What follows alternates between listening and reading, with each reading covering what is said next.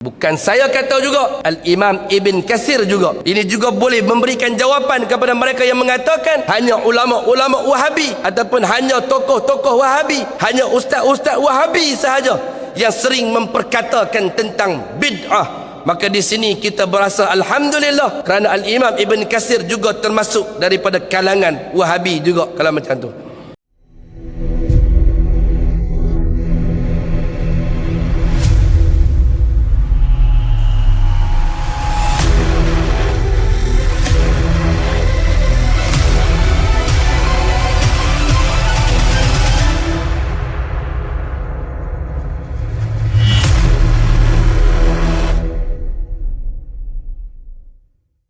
Buktinya dalam ayat yang pernah kita bacakan sebelum ni, bahawa sesungguhnya dalam surah An-Nur ayat yang ke-63 Allah Subhanahu wa taala telah menyatakan falyahzaril ladzina yukhalifu an amrihi, maka hendaklah orang-orang yang menyalahi perintah Rasul merasa takut. Kata Al-Imam Ibn Katsir, maksud daripada perintah Rasul adalah jalan, pola fikir, manhaj, sunnah dan syariat-syariat yang telah dibawakan oleh baginda Nabi Muhammad sallallahu alaihi wasallam. Perhati baik-baik tuan-tuan. Balik tengok An-Nur ayat 63. Jadikan ayat ini sebagai satu bentuk ancaman pada diri kita untuk kita tak terlalu berani untuk mengada-adakan sesuatu perkara yang tidak ada nasnya daripada baginda Nabi kita Muhammad sallallahu alaihi wasallam. Ini saya rujuk tafsir bagi Al-Imam Ibn Katsir. Al-Imam Ibn Katsir mengatakan, maka hendaklah orang-orang yang menyalahi perintah Rasul merasa takut. Maksud daripada perintah Rasul ialah jalan yang dibawa oleh Rasul, pola fikir yang difahami oleh Rasul, manhaj yang dibawa oleh Rasul, sunnah yang dibawa oleh Rasul, dan syariat-syariat yang telah diperkenalkan oleh baginda Nabi Muhammad sallallahu alaihi wasallam. Maka hendaklah segala bentuk ucapan ataupun amaliyah seseorang sesuai dengan sabda dan perbuatan Rasulullah sallallahu alaihi wasallam.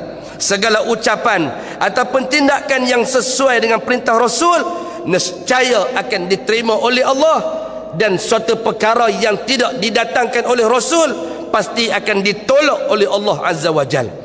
Bukan Ustaz Adnin yang kata, Al-Imam Ibn Katsir yang kata dalam menafsirkan ayat ini.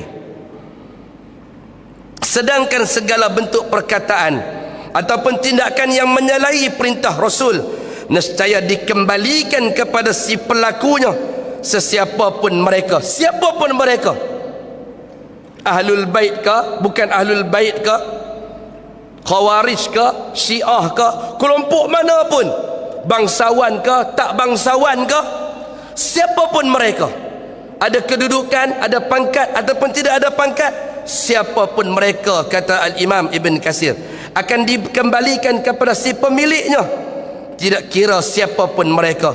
Kandungan ayat ini sangat sesuai dengan hadis yang termaktub dalam Sahihul Bukhari dan Sahihul Muslim serta kitab-kitab yang lainnya daripada Rasulullah sallallahu alaihi wasallam yang pernah bersabda, man amila amalan laisa alaihi amruna fahuwa raddun, barang siapa yang melakukan sesuatu amal ibadah yang tidak sesuai dengan ajaran kami, kata Nabi sallallahu alaihi wasallam, maka amalan tersebut pasti akan ditolak.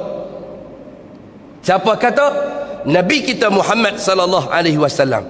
Setiap apa yang nak kita lakukan, ia mesti ada suatu bentuk petunjuk daripada baginda Nabi kita Muhammad sallallahu alaihi wasallam. Kalau tidak, kata Imam Ibn Katsir, berdasarkan pada ayat ini dan sokongan daripada hadis Sahih Muslim dan Sahih Bukhari ini, bahawa Nabi sallallahu alaihi wasallam akan apa? Tidak akan bersama dengan kita, tak akan memberikan pertolongan kepada kita, kerana kita telah melakukan sesuatu perkara yang telah pun lari daripada konsep perkara yang telah ditunjukkan oleh baginda Rasulnya Muhammad sallallahu alaihi wasallam. Dengan kata lain, kata Imam Ibn Katsir, maksud bagi ayat di atas adalah hendaklah orang-orang yang menyalahi syariat Rasul baik secara zahir ataupun secara batin merasa takut dan khawatir terhadap apa? an tusibahum fitnah, terhadap satu perkara yang akan ditimpa oleh Allah Subhanahu wa taala, iaitu fitnah. Fitnah yang akan bersarang di dalam hati mereka, fitnah yang merupakan kekufuran, kemunafikan dan bid'ah. Bukan saya kata juga, Al-Imam Ibn Katsir juga. Ini juga boleh memberikan jawapan kepada mereka yang mengatakan hanya ulama-ulama Wahabi ataupun hanya tokoh-tokoh Wahabi, hanya ustaz-ustaz Wahabi sahaja yang sering memperkatakan tentang bid'ah. Maka di sini kita berasa alhamdulillah, kerana Al-Imam Ibn Katsir juga termasuk daripada kalangan Wahabi juga, kalau macam tu. Sebab dia juga telah menyebutkan tentang siapa yang cuba untuk mengada-adakan juga suatu perkara yang tidak ditunjukkan oleh Nabi SAW, an tusibahum fitnah, kata Allah, akan ditimpa kepadanya ujian. Ujian itu dalam bentuk kekufuran, ujian dalam bentuk bangkangan, ujian itu dalam bentuk kemunafikan, ujian itu akan datang dalam bentuk bid'ah. Au yusibahum azabun alim, atau kalian akan ditimpa azab yang sangat pedih, kata Allah Azza wa Jal. Yang berlaku di dunia, kata Imam Ibn Katsir, iaitu berupa sanksi terhadap hukum mati, sanksi terhadap had-had perbatasan syariat, sanksi dia dengan apa yang didatangkan oleh Nabi Muhammad sallallahu alaihi wasallam, sanksi dia dengan apa bentuk hukum hakam yang datang daripada Al-Quran dan juga As-Sunnah. Sebagaimana kata Al-Imam Ibn Katsir meriwayatkan daripada hadis yang diriwayatkan oleh Imam Ahmad daripada Abu Hurairah radhiyallahu anhu, bahwasanya Nabi sallallahu alaihi wasallam bersabda, "Masali wa masalukum kamasali rajulin istauqada naran falamma adaat ma hawlahu ja'ala al-farashu wa hadhihi ad-dawabu allati yaqa'na fi an-nari yaqa'na fiha wa ja'ala yahjuzuhunna wa yaghlibnahu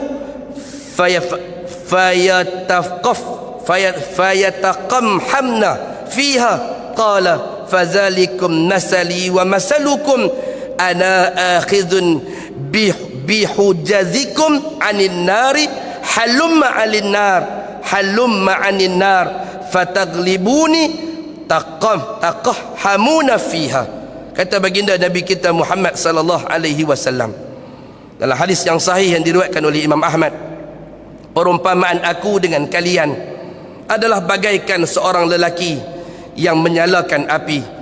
Lalu tatkala cahaya api itu menerangi sekitarnya, maka kupu-kupu, binatang-binatang kecil yang berbisa dan sebagainya terjun masuk dalam api, berdatangan mendatangi api tersebut sehingga nyaris terbakar. Kita nyalakan api, akan ada binatang-binatang kecil akan terpa masuk ke dalam api. Dia ingat benda apakah, seronok kah, masuk api, terbakar. Maka lelaki yang menghalangi binatang-binatang itu agar tidak jatuh ke dalamnya, namun mereka berhasil menghalahkan lelaki itu. Ada seorang lelaki duduk kat situ, binatang main, dia cuba duduk tahan. Tok Hamad, jangan main, pi. Binatang tu nak main lagi. Akhirnya bila banyak sangat binatang yang main, banyak sangat kesatuan yang mereka bawa, akhirnya binatang-binatang itu semua berjaya mengalahkan lelaki tersebut, sehingga akhirnya mereka pun menjerumuskan diri ke dalam api. Itulah perumpamaan aku dan kalian, kata Nabi kita Muhammad sallallahu alaihi wasallam. Aku berusaha keras menghalangi kalian agar tidak terjerumus ke dalam neraka Allah Azza wa Jal. Nabi ini duk kata jauhi neraka, jauhi perkara-perkara yang tidak aku perintahkan. Jangan buat perkara-perkara tahayul, khurafat, bid'ah, mungkar, maksiat. Jangan. Nabi itu duduk tepi api itu halang kita daripada neraka, tapi kita cuba meronta juga, nak masuk juga, nak buat juga apa yang kita suka. Kita minat dengan kompang, minat dengan belarak, minat dengan kubur, minat dengan ziarah pumpang 3 hari 3 malam 4 hari 5 malam pumpang, makan nasi pagi, nasi biryani, nasi apa, duk pusing kubur. Nabi SAW akhirnya dia dikalahkan dengan semangat kalian untuk nak masuk juga dalam neraka. Aku cuba untuk halang kalian, tapi kalian nak terjun masuk juga. Mari menjauh daripadanya. Namun kalian mengalahkan aku, kata Nabi SAW. Aku kata jangan. Kalian terpa mai juga, tak apa. Boleh, ni bid'ah hasanah. Ni bukan ada buat apa pun. Biasalah hal-hal yang macam ni benda boleh. Harus apa? Imam ni kata boleh, imam ni kata boleh, syekh ni kata boleh. Buat semua. Kalian berjaya mengalahkan aku, sehingga akhirnya kalian terjerumus ke dalam api neraka Allah Azza wa Jal. Wal a'yazu billah. Hadis sahih diriwayatkan oleh Imam Al-Bukhari dan Muslim.